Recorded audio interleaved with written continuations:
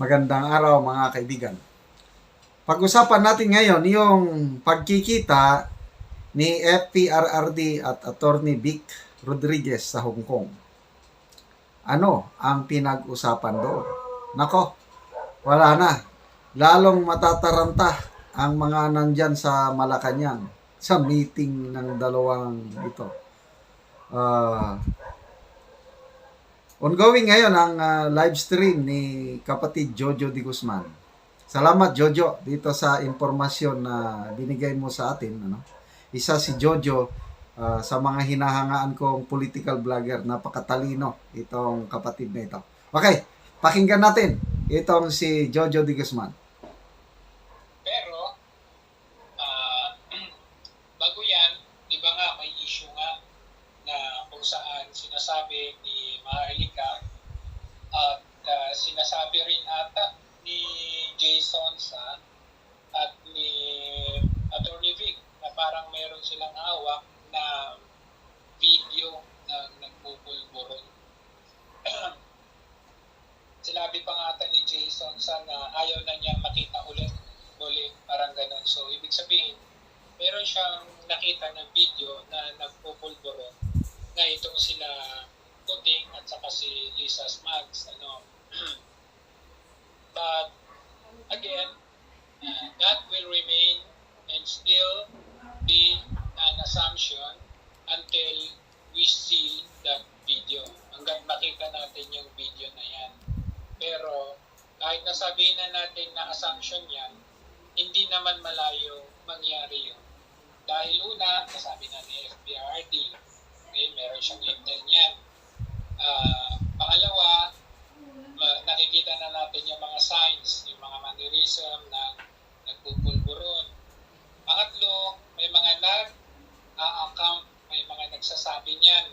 Like for example, yung former senator, si Nicky Cositeng, at meron pa nga daw nagsabi na meron pang foreign bank na nagsabi na parang gano'n, na nakasama daw nila itong si ano. At kung maalala ninyo, baka nga may alam pa si former DILG at former senator na si Mar Rojas, di ba? Former baka may alam pa nga kasi sabi, thank you Remedy, di ba maalala ninyo yung isang pamimigay ng bigas sometime in November ba yun? Pamimigay ng bigas sa October na nakasama ni Marojas si BBBM. Tapos doon sa speech sinabi ni Kuting na matagal na raw niyang kaibigan si Marojas at nagkasama na rin daw sila sa US. So baka nga may alam. Siyempre, kahit nga doon sa movie na pinalabas, ano ba yun? Meme ba yun? Or mom ba yun? Kung saan sinabi nga ng kanyang tatay na mahilig sa party lang yung alam niya noong time na yun. So, hindi malayo yung nangyari. Sinabi ni Nicky Cositeng. Ngayon,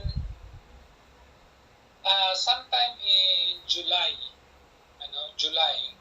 ngayon ko nga lang ito i-discuss, kasi sometime in July, na parito sa Hong Kong si Tatay Dito.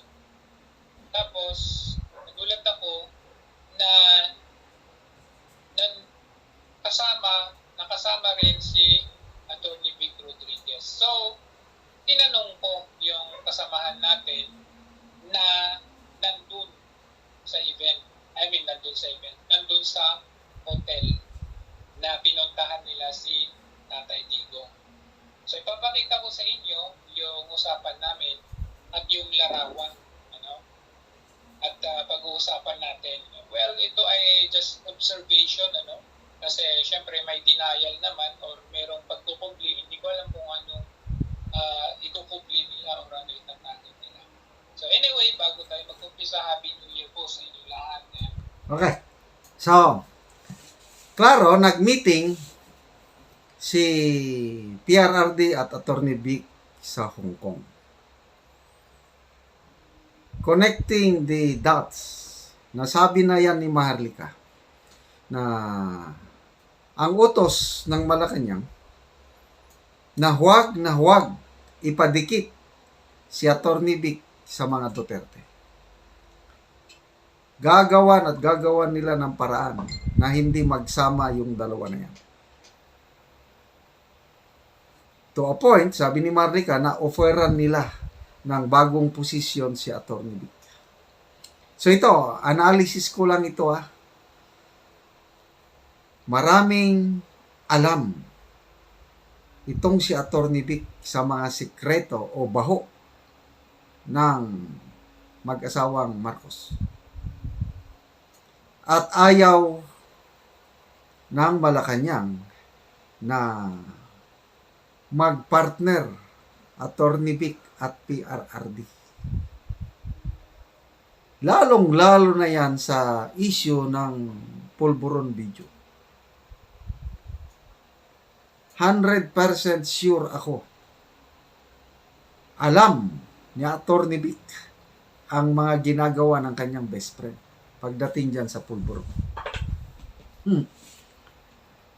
Mabuti na lang at lumabas yung video ni ex-senator Nikki Cusiting na very clear. That was last year. Sayang, hindi tayo naniwala sa kanya, no? Na always high on drugs, sabi niya si BBM pa noon. Noon, grabe ang ating pagtingala kay BBM as a candidate. Binaliwala natin si PRRD na nagsasabi na weak leader yan, Coca-Cola yan, bangag yan, pangalan lang ang dala ng kanyang tatay.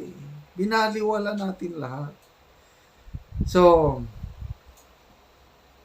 warning ni PRRD, warning ni Atty. Cusiting, ito na, nagtatagpo-tagpo na, narcolist na binulgar ni Maharlika. Tapos ito na, papalabas na ang pulburon video. Boom! 2024. Yun po ang malaking pasabog. Ulitin ko, bantayan natin itong January, February, and March. Something will happen, either good or bad. Sana good. Ano yung good? Dahil sa pressure ngayon, pressure sa Malacanang, pressure lalo na kay Kuting. At salamat sa initiative. Alam ko, gumagalaw itong si Senator Amy.